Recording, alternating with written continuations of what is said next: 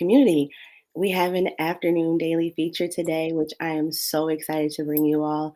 Um, Without further ado, I'm going to go ahead and do our guidelines. Please be respectful while we engage in this discussion today. Please be involved and engaged. Drop a comment, like, share, definitely share with somebody else. That way, anybody who wants this information can get this information because with us, making connections is definitely something that we want to continue to do with small businesses and particularly Black owned businesses. So, all right, this is a Monday. We're going to get started. So, we have Sheena Evans with us today. She is from Sandusky, Ohio originally, and now resides in Cleveland, Ohio. The 39-year-old is the mother of two beautiful girls, and she is a creative, a cosmetologist, an entrepreneur, healer helper, daughter, friend, sister, and urban farmer. She's been a licensed cosmetologist for 20 years and owner of Enanjae Essential Organics, which she started in 2018. Though the name comes from her daughter's names, which is a combination of initials, Nevaeh and Jackson, she wanted to create products that were natural and organic to assist the body in healing and all over balance mind and body. Understanding the benefits of holistic health led her to center the products around self love and healing. Taking time out to nourish our soul and bodies is something that we don't make a lot of time to do. She creates herbal and blend teas, supplements, and superfood mixes. I'm gonna redo that one. Let me redo that for just a moment. She It is creates fine. herbal blend teas, supplements, and superfood mixes, in addition to nourishing butters and oils for the hair and skin. Sheena is a spiritual being with an appreciation for all things living who believes in preserving the body, educating the mind, and feeding the soul. So, I mean, that's a mouthful, but it describes such a beautiful person who makes amazing products. So, without further ado, thank you for joining us, Miss Sheena, today. Thank you for having me. Oh, you're most welcome. So today, I want to let you take the floor first. And I know that we just did your bio, but what? How would you describe yourself to the community? How would you want to introduce yourself outside of that bio? You know what? Just an individual, a woman who is, I like to help, just a person that likes to help and encourage, nurture, and figure out the roots of problems. Yeah, kind of like a problem solver, I would say. Okay, because that helper healer, that's a powerful combination right there. Yeah, I had to put it on there. You know, they say you got to call it what you want to be. Yeah. Yes. And I like the fact that you said that because at the end of the day, people don't often speak that very, powerfully or very, they don't want to speak it in their, most authentic voice and say that without hesitation. So I'm glad that you said that because that's definitely what we're all about here. So before you started doing Enanjae Essentials, please tell us about your career as a cosmetologist and how that led to this transition of what you do now. So I've been doing hair honestly since I was probably about 14 or 15. I started in high school, went through the cosmetology program, and once I graduated, I got my license in 2001, and I started working at a shop. And over the years with hair, I was fortunate to work in a salon that was very upscale, so it was all about healthy hair. So my introduction to the professional world of hair was on a professional level. So it was all about customer service, it was all about healthy hair. So I would say maybe around 2008 or 9, I started noticing, kind of before the natural trend came, that a lot of clients' hair, their hair was breaking off because of the relaxers, and we started transitioning. I started transitioning my clients into natural hair. Like, we got to lay off of the chemicals, it's causing problems, it's breaking the hair off. So the natural hair, a lot of my clients, I would say 90, probably 3 or 4% of my clientele now is natural. And it's been like this for years. And the transition came honestly because even with the natural hair, after a while, it started breaking off and there were other issues going on. So, you try to treat the issue on top. So you do your conditioning treatments, you do your anything to build up the hair, you handle all of those and cross out and eliminate everything. But the problems were still there. So I started realizing that this is internal. Everything in the body comes out in the hair. So with that being said, I knew that it was internal issues that was causing our hair, to break off and everything. So that kind of led with the transition um, with that. Yeah. Wow, that's amazing that you noticed that change, like, even with the natural hair, that there was still something not quite right, and so your background in cosmetology, how did that help how did that help you notice that? Like, how did that cue you into that, as a symptom to a larger problem? So, when I first started doing hair, you always do consultations. So when you look at a client's hair when they come in, 9 times out of 10 your client is coming in because they need you to fix a problem. So in order to get to the root of the problem, you have to ask questions and figure out what's going on. You always ask what kind of medications they're on. So the one thing that I noticed, and I had no idea how blood pressure pills or water pills affected the hair prior to me doing hair, but it would be a certain feel. And a client was like, oh, yeah, I'm on blood pressure medication. Well, after a while, and that goes to show you that everything in the body comes out in the hair.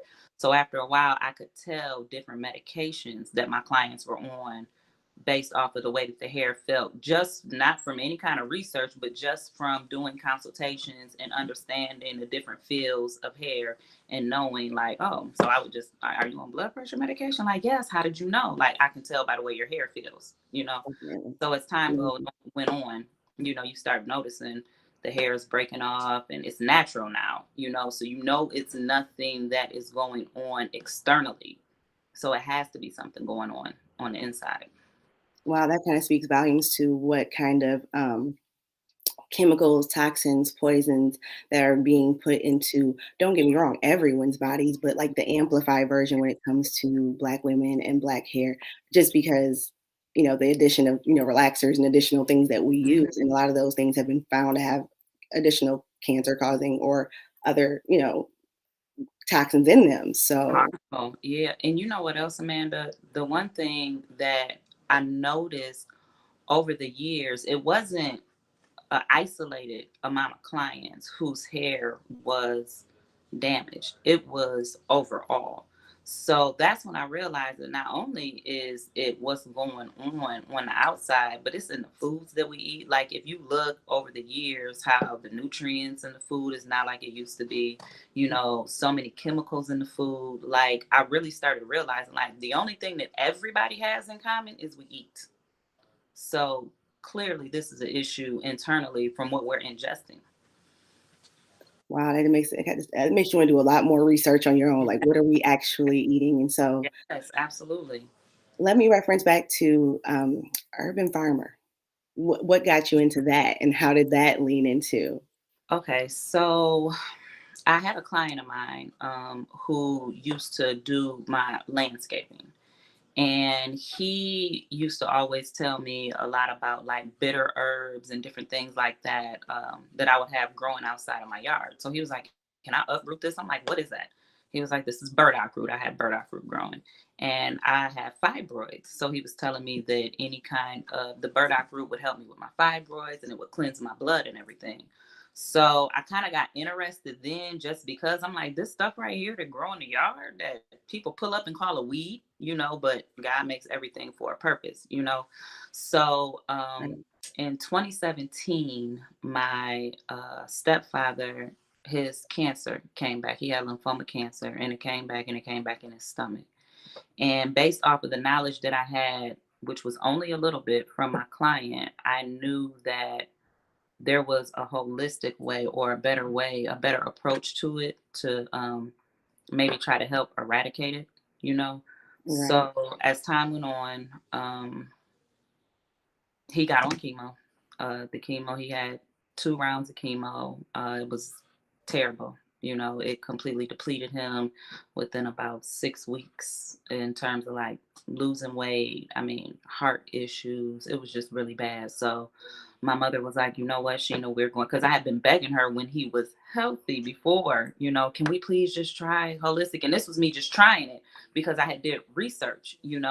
And of course, we're afraid to do things like that. So when somebody gives you that kind of diagnosis, you're going to listen to what the doctor says 9 times out of 10. But once she's seeing that his quality of life had totally went down, and it just didn't look like he was gonna, make it. So she told me, like, Sheen, we want to do the holistic approach. So he and I got together and he gave me a list of herbs, green herbs to juice for her to juice, and raw almonds soaked in distilled water with and blend them up and make something called muscle milk and drink 16 ounces of that a day. So took him off the chemo, and that's what he did. And the results were amazing.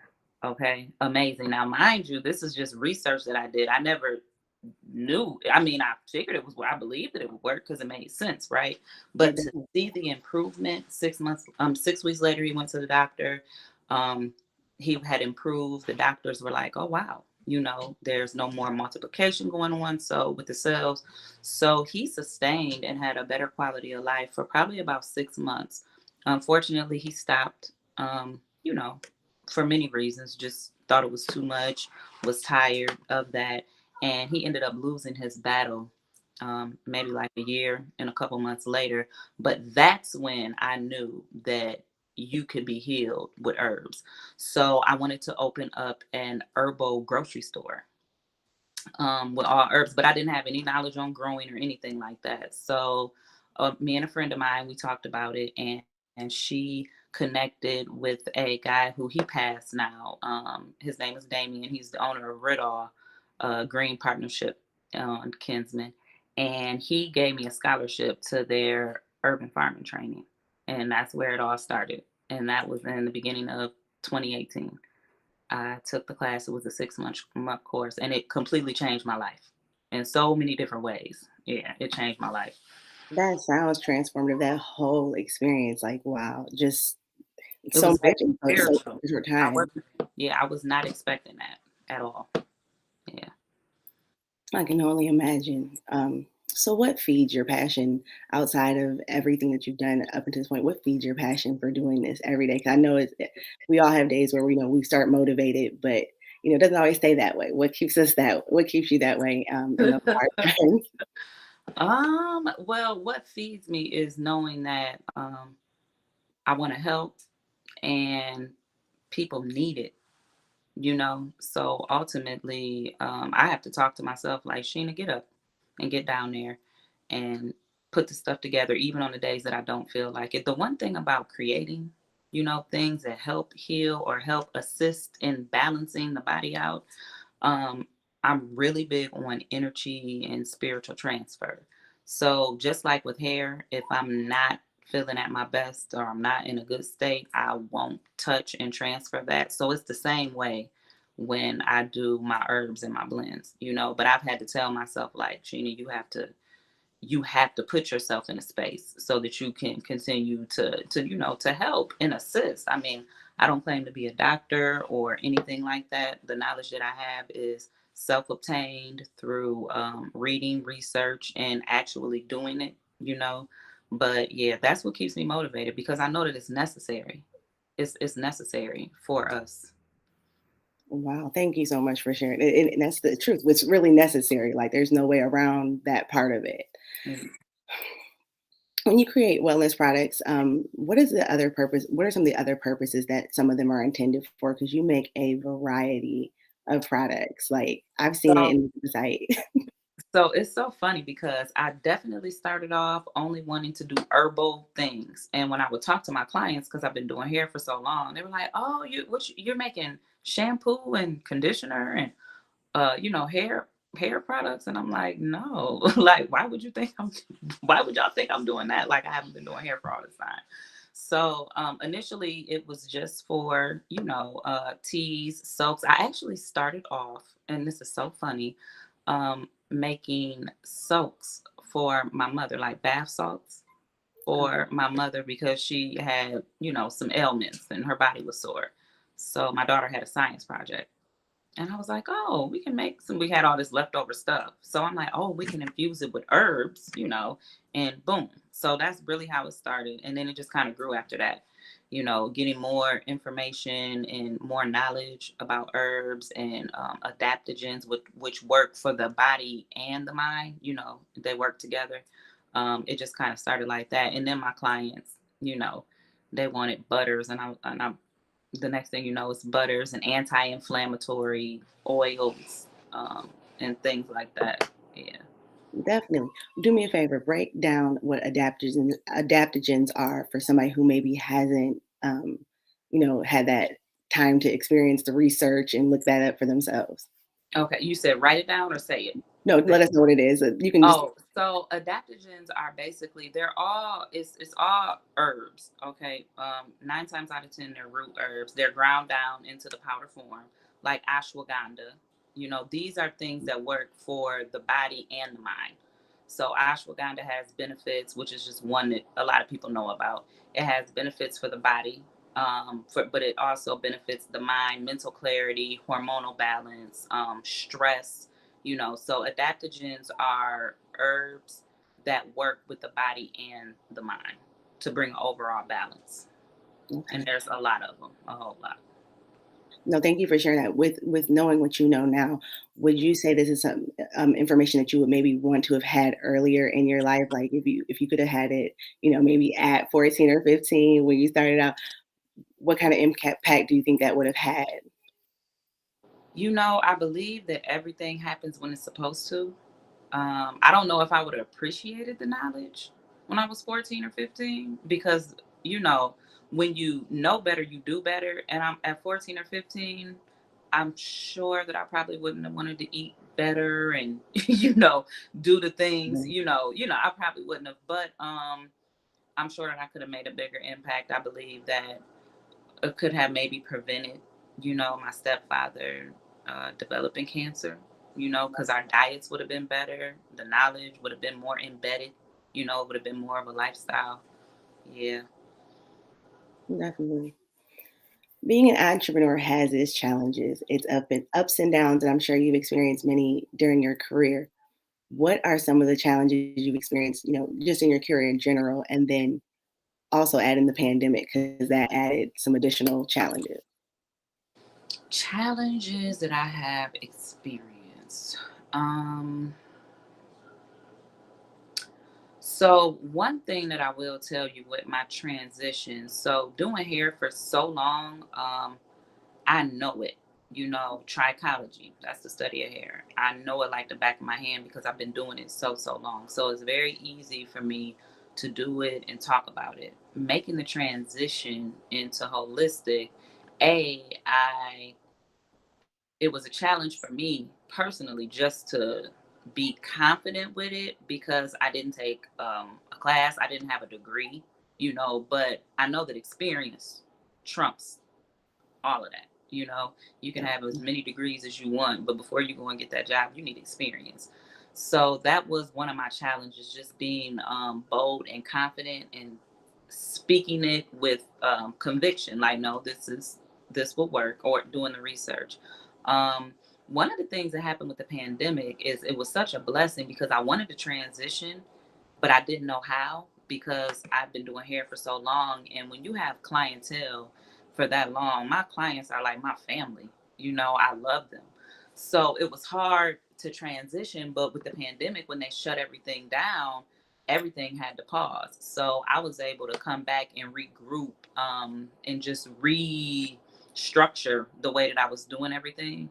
So that actually helped. And honestly, with N&J being for me being developed based around like self-love and self-care, the pandemic really, I mean, I'd say that I was probably more busy once we started doing hair than I was. Like, there's always been pockets with the hair industry, like 6 months on, well, 3 months on, 3 months off, 3 months on, 3 months off. Mhm. But with everything happening with the pandemic, a lot of us are more invested in our self care and self love.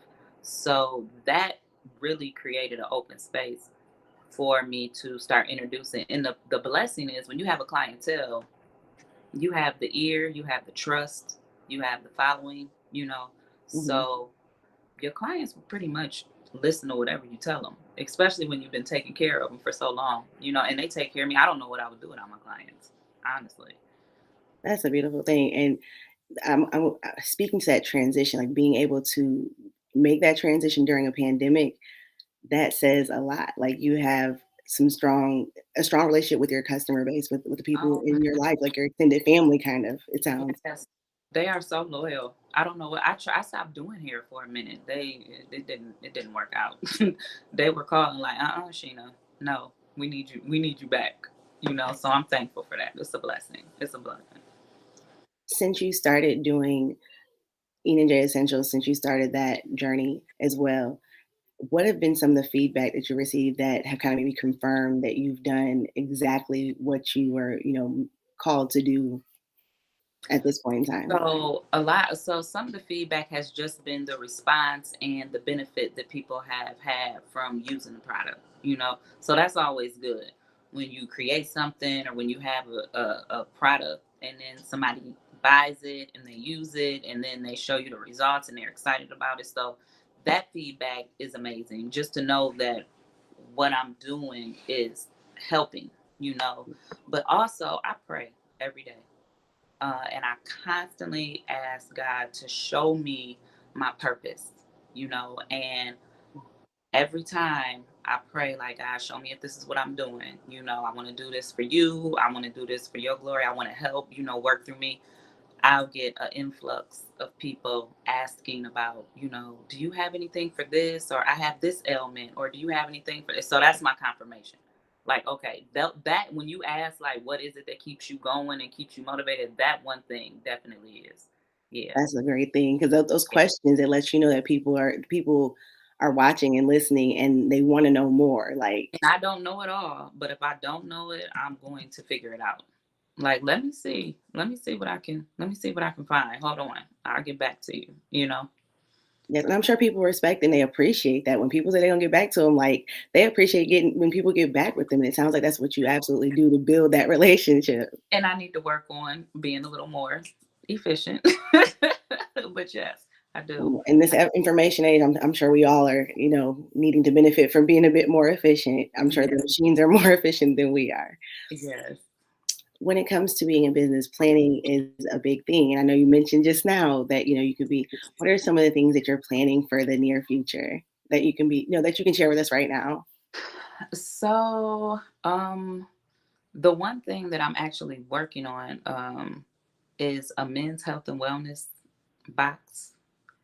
Um, I feel like, and that's one of my that's what I'm on where I'm at right now. On top of, I'm also doing a lot of wholesale things for different companies to create customized products for them and their clients. You know, but the men's health and wellness is something that I'm focused on right now because, like I said, we as women, we pretty much are we've been on that path, but I Mhm. noticed so much that our men, they don't take the time. It's a lack of that balance, you For know. sure. Either they don't take the time, they don't know, or they don't have the time or the knowledge, you know, to be able to invest in their health, you know. And a lot of men, you know, they work out, they do a lot, but knowing what to put in to make sure that everything is properly benefiting, you know, and you're not causing harm, and just taking the time out to get we need our men, you know. We need them healthy, we need them aware, we need them strong, we need them knowledgeable. So that's where I'm at right now with one of the things that I'm focused on in terms of energy with the product. And I'm glad you shared that because that seems to be like a common theme. Like, at the end of the day, maybe there just needs to be some men's care like commercials. Like, that's not something you see Yeah, out there. Like, you see women's commercials that advertise and speak to that, but maybe there absolutely. needs to be some more pointed advertisement in that direction to make it more And normalized. affirmations, all of that, you know. Oh All, yeah, yeah, yeah, it's necessary, it's needed.